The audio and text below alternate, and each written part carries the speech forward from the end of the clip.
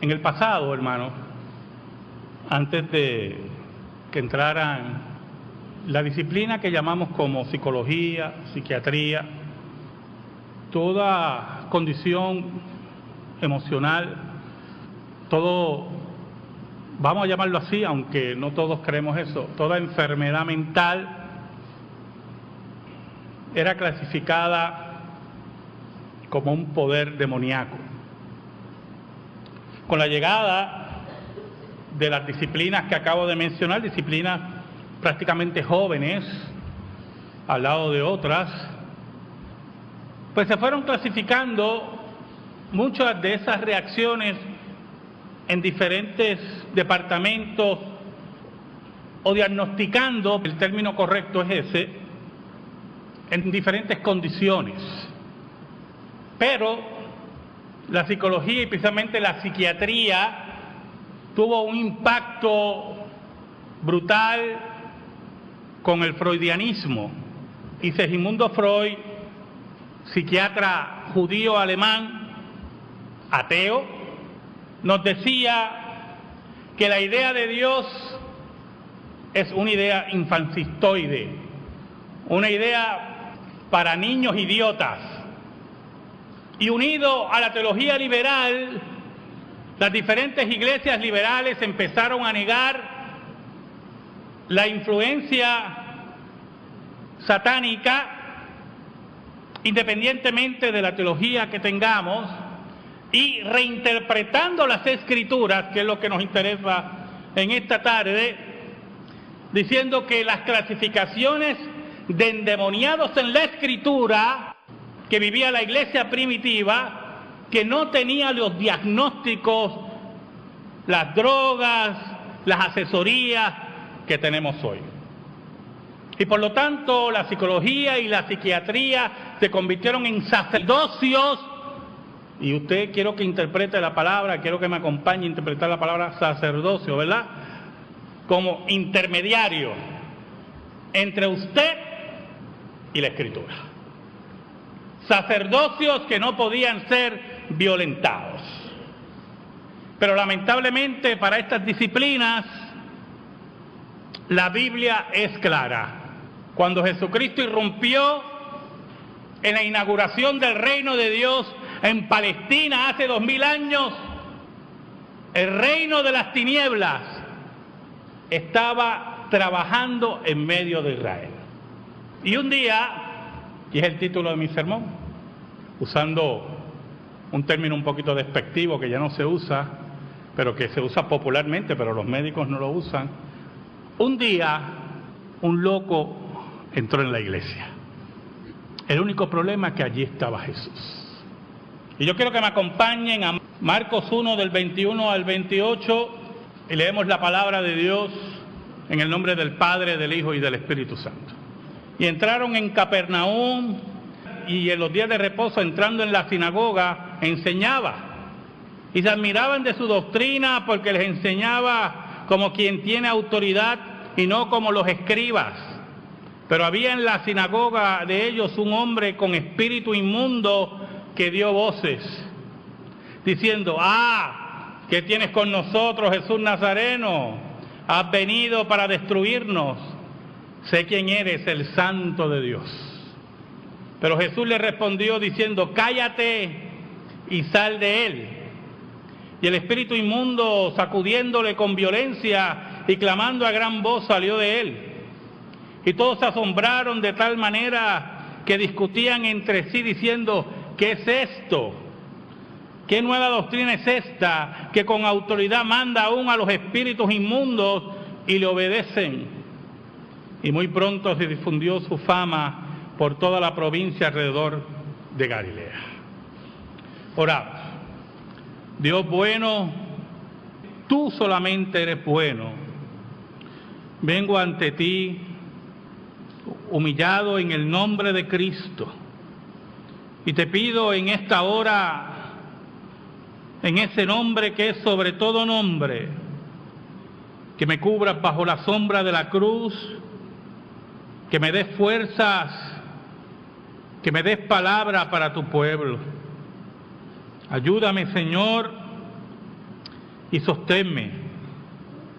Y bendice a tu pueblo, no con la elocuencia o la torpeza de mis palabras, sino por tu palabra en el poder del Espíritu Santo. Por Cristo Jesús yo te lo ruego. Amén. Y amén.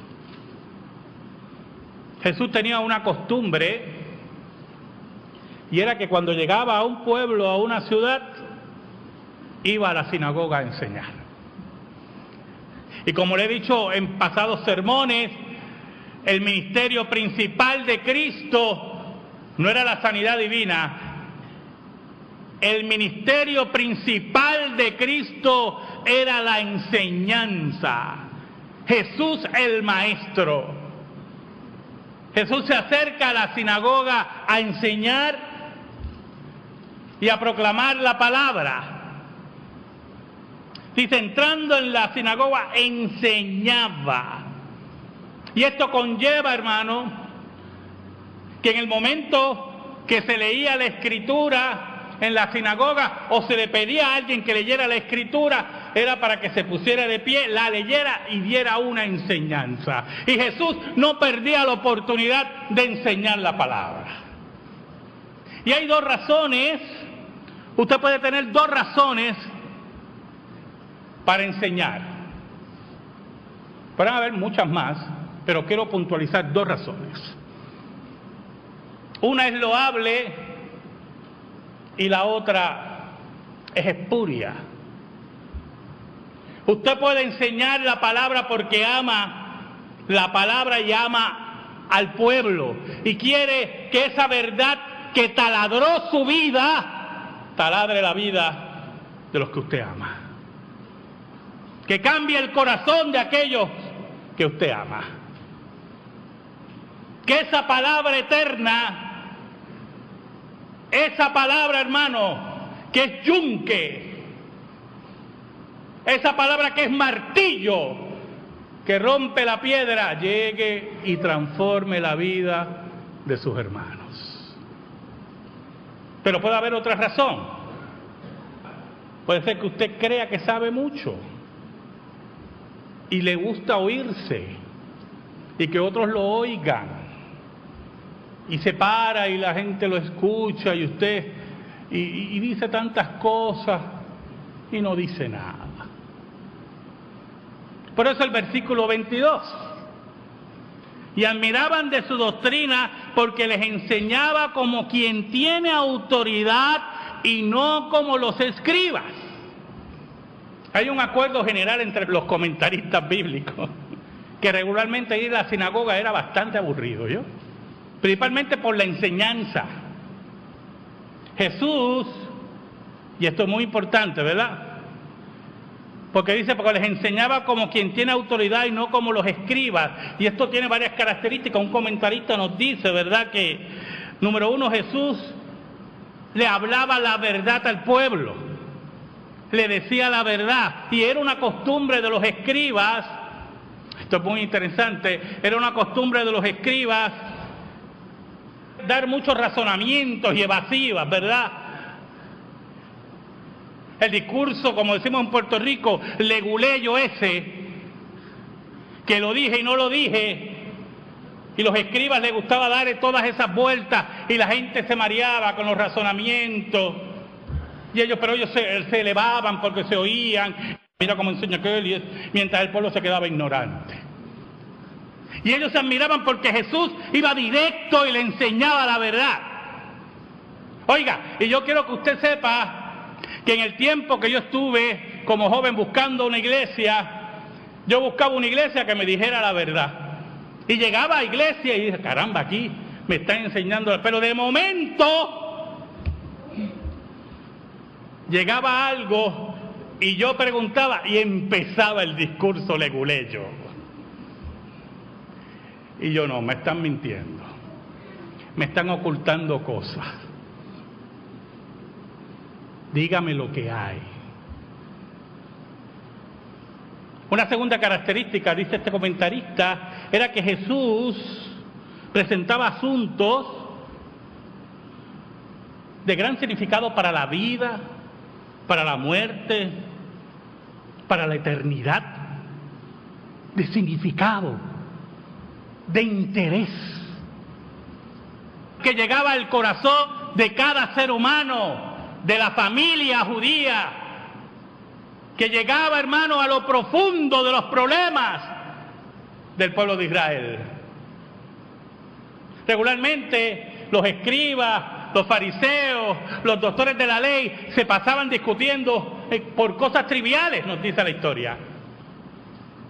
Y así como los escolásticos en la Edad Media discutían y discutían cuántos ángeles caben en la punta de un alfiler, así estaban ellos con trivialidades. Y yo no voy a negar, ¿verdad?, que de vez en cuando en teología pues nosotros nos metemos en esas trivialidades. Oye, en una ocasión tuvimos una discusión, no una discusión, un intercambio de cómo seremos en el cielo. Si vamos a llegar jóvenes, si vamos a llegar viejitos pero con la fuerza de los jóvenes. Y yo dije, caramba, viejito con la fuerza de los jóvenes, no sé. Pero entonces, jóvenes, ¿a qué edad? Porque mire, yo a los 18 años era horrible, a los 30 mejor, ¿eh? Si yo quiero llegar al cielo, pues que sea como a los 30, ¿verdad?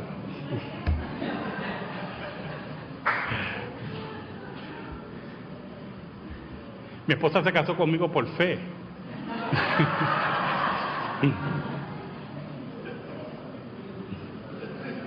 Oiga, pero entramos en esas discusiones que pueden ser triviales, pero muchas veces la gente tiene esas preguntas y se preguntan, cuando esté en el cielo me acordaré de mis hijos, me acordaré de mi madre, si estarán en la condenación. Entonces nos crea angustia, ¿verdad?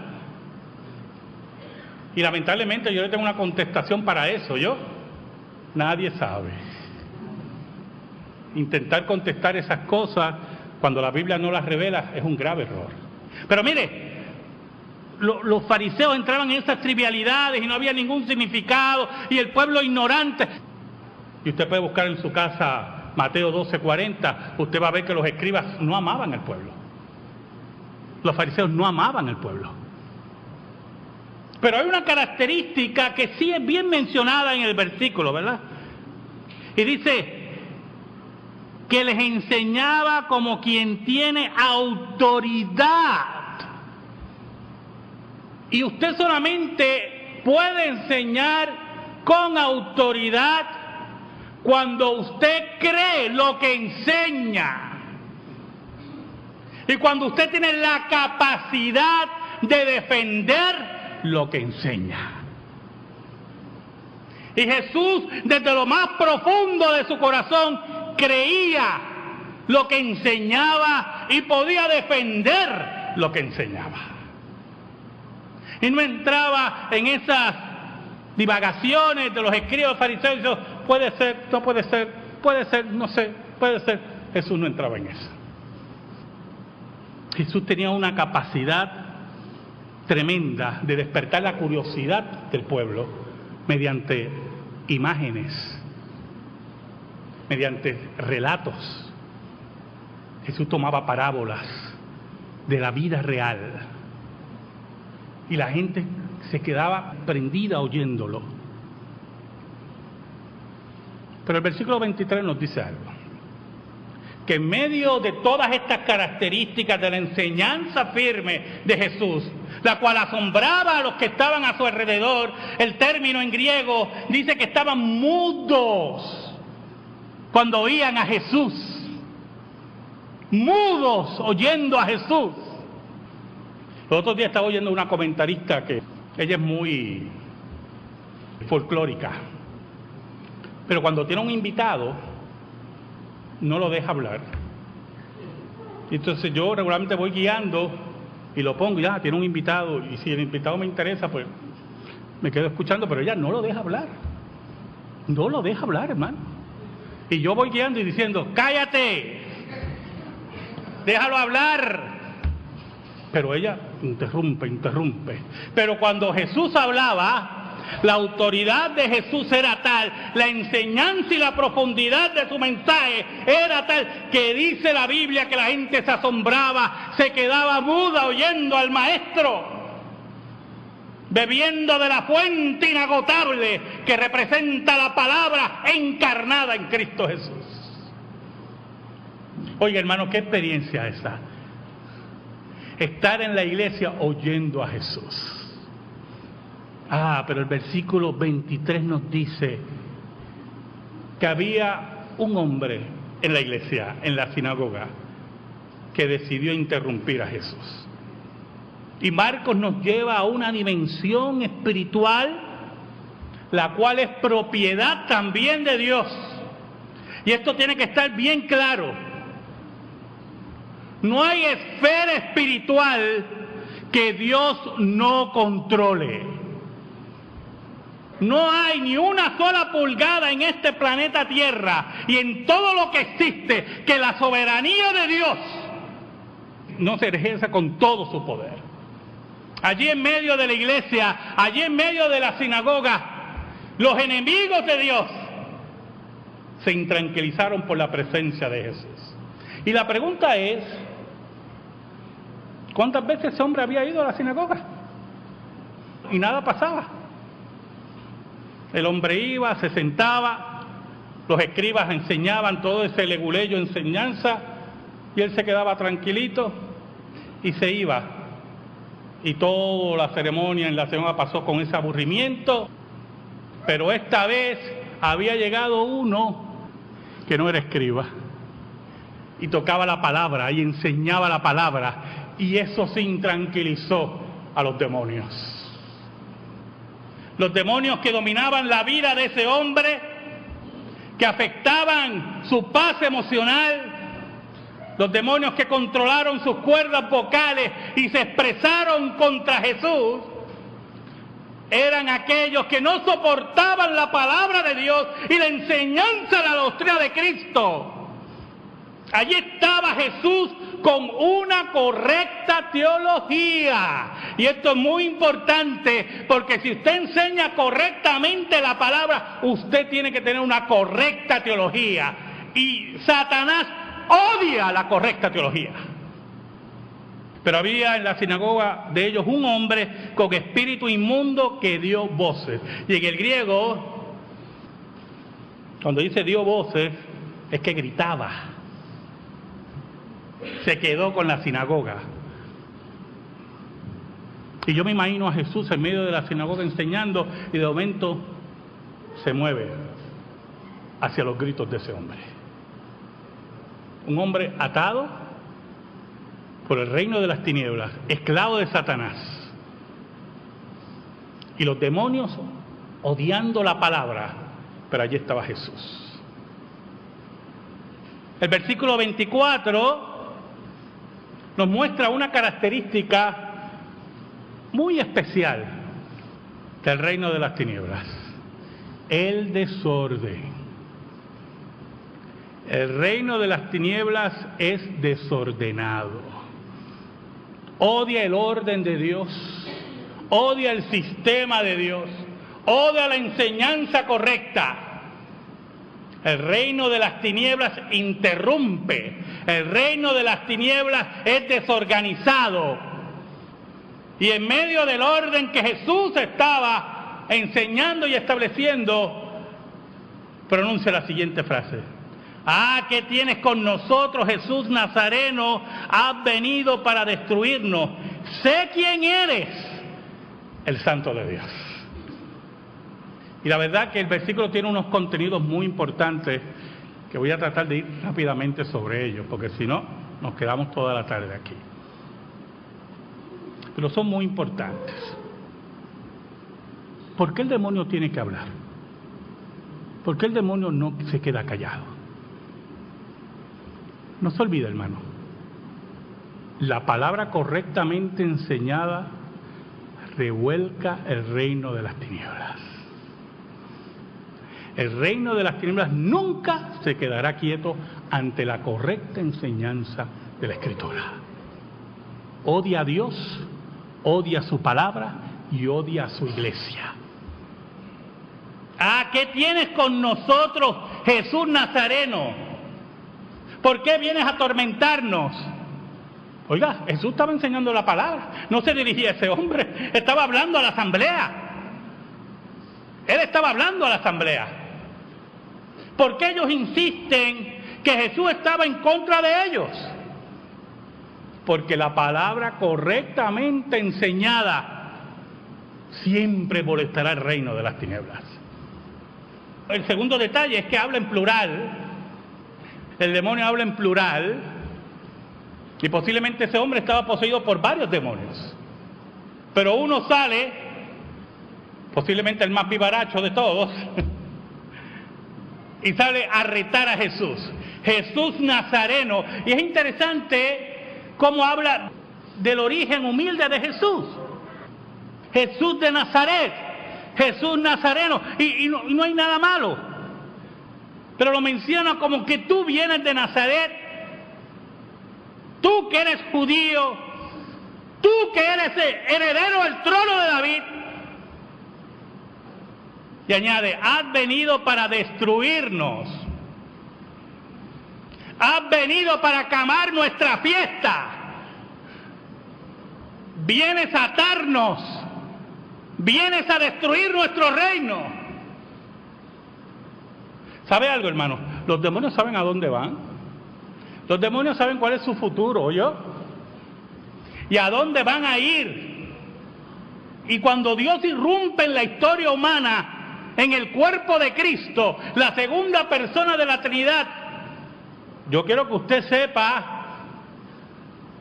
que el reino de las tinieblas fue tomado por sorpresa. Dios se hace hombre. ¿Para qué viene este? A este viene a dañarnos aquí la fiesta que tenemos con los escribas y los fariseos. ¿Para qué vienes a destruirnos? Y hay una afirmación. Sé quién eres. El Santo de Dios. El ungido de Dios. Sé quién tú eres. El versículo 25 lo que nos muestra es que Jesús no acepta ni el grito, ni la intimidación, ni tampoco la designación de los demonios. No tienen autoridad frente a Jesús. Pero Jesús le reprendió diciendo, cállate y sal de él. Y aquí entramos en una característica que había discutido en otro sermón con ustedes. Jesús fue el más grande exorcista de la historia. Y tuvo éxito todo el tiempo. Y ese era un problema que tenían los fariseos. Los fariseos, habían personas que practicaban exorcismo en el tiempo de Jesús. Pero bendito. Es como los exorcismos que usted ve por ahí. ¿Usted los ha visto? Van a orar por alguien endemoniado. 2 horas para sacarle. 3 horas. 5 potes de aceite. Destruyen 3 Biblias. Eso no son exorcismos.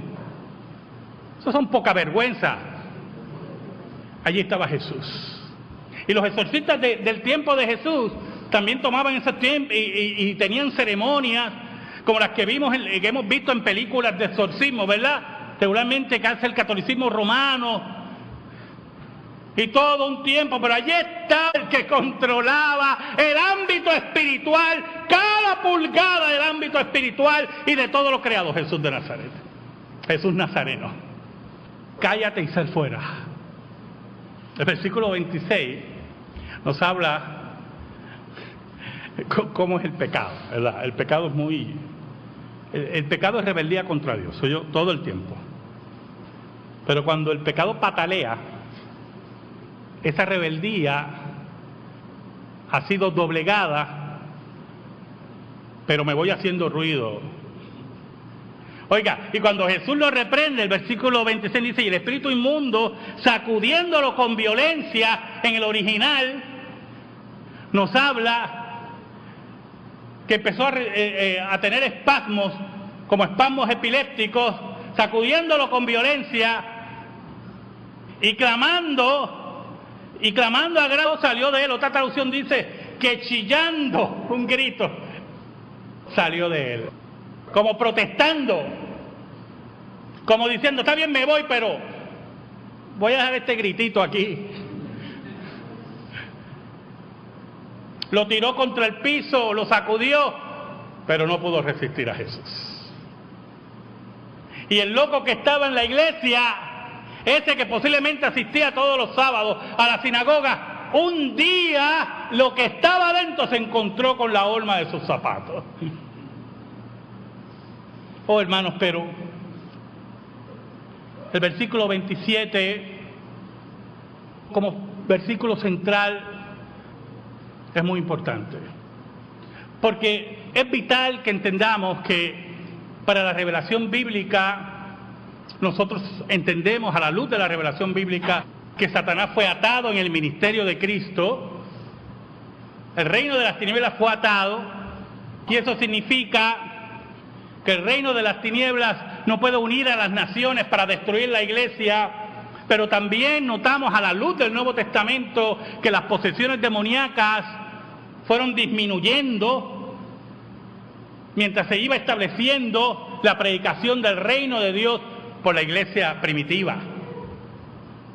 Muchos creen que la posesión demoníaca llegó a su fin en el primer siglo con la proclamación del Evangelio de Cristo, con la inauguración del reino de Dios.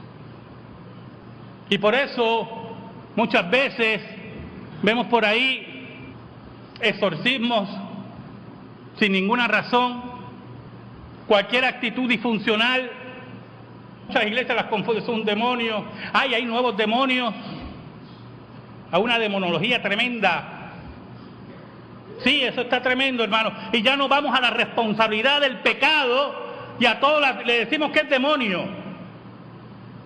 Mira, lo que pasa es que él tiene un demonio de fornicación. No, él es un fornicario. No, lo que pasa, mira, que él tiene un demonio de adulterio. No, es que es un adúltero. Y todo lo queremos aplicar a demonios. Nuevos demonios, porque la Biblia. Y si usted supiera los demonios que yo he oído. Demonios de sueño, mi vida. Demonios de esto, demonios de lo otro. La Biblia no habla nada de eso. Y entonces, la solución, ¿cuál debe ser la solución? Si es un demonio de cada uno de esos, ¿cuál es la solución?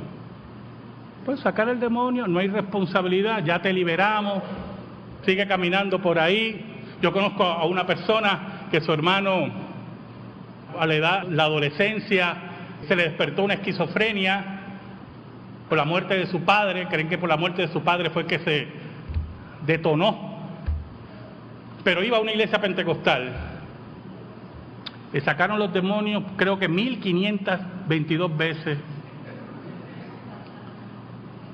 Pero nada tenía que ver con demonios. Era una visita a un médico. Era un problema orgánico. Pero todo lo queremos resolver con demonios y no interpretamos correctamente la Escritura y no entendemos que el reino de las tinieblas ha sido derrotado. En la cruz del Calvario se selló allí el futuro del reino de las tinieblas. Los otros días recibimos una llamada de una persona, a mí me dio mucha tristeza, que pedía oración, pedía que no podía dormir, y decía que yo creo que son demonios que me acosan. Wow, hermano. Y hay un diagnóstico equivocado, espiritual, y no buscamos la ayuda correcta. Y se va deteriorando la condición, porque no buscamos la ayuda correcta. Y cuando buscamos la ayuda, ya es tarde. Ya es tarde. El versículo 27 nos dice, y todos se asombraron de tal manera que discutían entre sí diciendo, ¿qué es esto? La Biblia dice que la sorpresa fue grande. ¿Qué es esto? Que discutían, pero ¿qué ha pasado? Yo imagino que los que faltaron ese día a la sinagoga le dijeron a nosotros, te perdiste lo mejor hoy.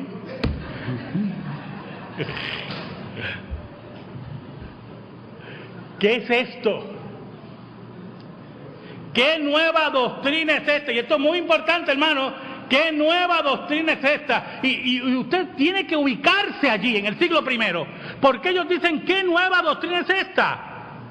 Todos los sábados se enseñaba la Biblia en la sinagoga. No había una teología correcta, no había una enseñanza correcta. Y cuando Jesús viene a enseñar correctamente, para ellos es nuevo. ¿Qué nueva doctrina es esta? Por eso es que, mire, es interesante, porque cuando los reformadores empezaron a predicar, una de las acusaciones que hacía Roma era, es que eso es una nueva doctrina. Y los reformadores decían, perdóname, esto fue lo que predicó Pablo y Agustín. Ustedes no están enseñando la palabra. ¿Qué nueva doctrina es esta? Que con autoridad manda aún a los espíritus inmundos y le obedecen. ¿Qué nueva doctrina es esta? Que el reino de las tinieblas no se resiste. ¿Qué nueva doctrina es esta? Que ha iluminado nuestras vidas, que nos ha dado una razón por primera vez de asistir a la sinagoga. ¿Qué nueva doctrina es esta? Que me llena de esperanza. ¿Qué nueva doctrina es esta? Que me dice que Dios me escucha.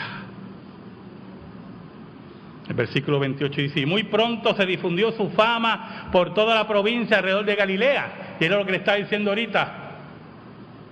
Llegó toda esa gente a sus casas. Y algunos deben haber preguntado, ¿qué pasó hoy? Lo que te perdiste. ¿Qué me perdí? Yo no sé.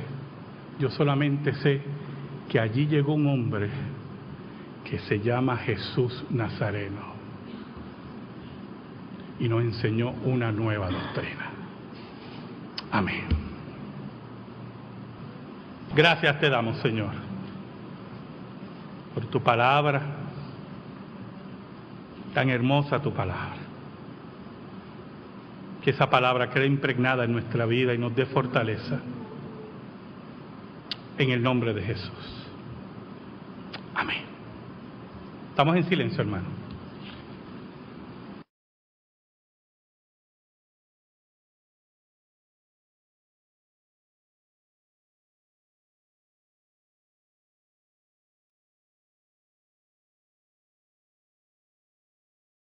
Un impacto brutal con el freudianismo, y Segismundo Freud, psiquiatra judío alemán, ateo, nos decía que la idea de Dios es una idea infancistoide, una idea para niños idiotas, y unido a la teología liberal, las diferentes iglesias liberales empezaron a negar la influencia satánica, independientemente de la teología que tengamos, y reinterpretando las Escrituras, que es lo que nos interesa en esta tarde, diciendo que las clasificaciones de endemoniados en la Escritura que vivía la iglesia primitiva, que no tenía los diagnósticos, las drogas,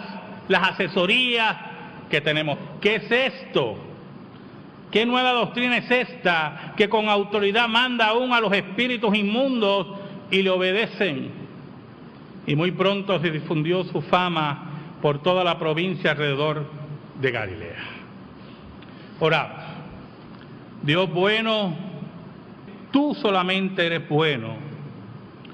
Vengo ante ti humillado en el nombre de Cristo y te pido en esta hora, en ese nombre que es sobre todo nombre, que me cubras bajo la sombra de la cruz, que me des fuerzas, que me des palabra para tu pueblo.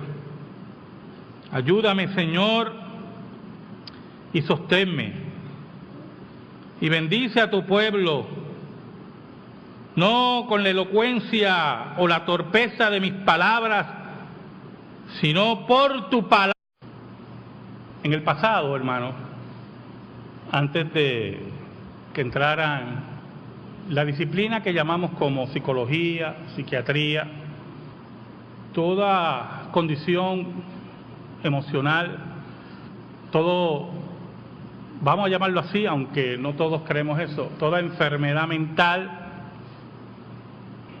era clasificada como un poder demoníaco.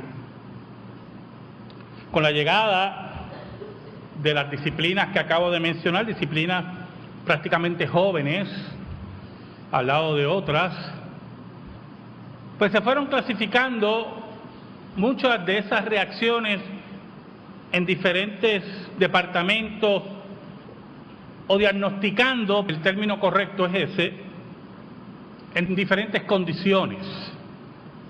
Pero la psicología y precisamente la psiquiatría tuvo el único problema es que allí estaba Jesús. Y yo quiero que me acompañen a Marcos 1 del 21 al 28 y leemos la palabra de Dios en el nombre del Padre, del Hijo y del Espíritu Santo. Y entraron en Capernaum y en los días de reposo, entrando en la sinagoga, enseñaba. Y se admiraban de su doctrina porque les enseñaba como quien tiene autoridad y no como los escribas.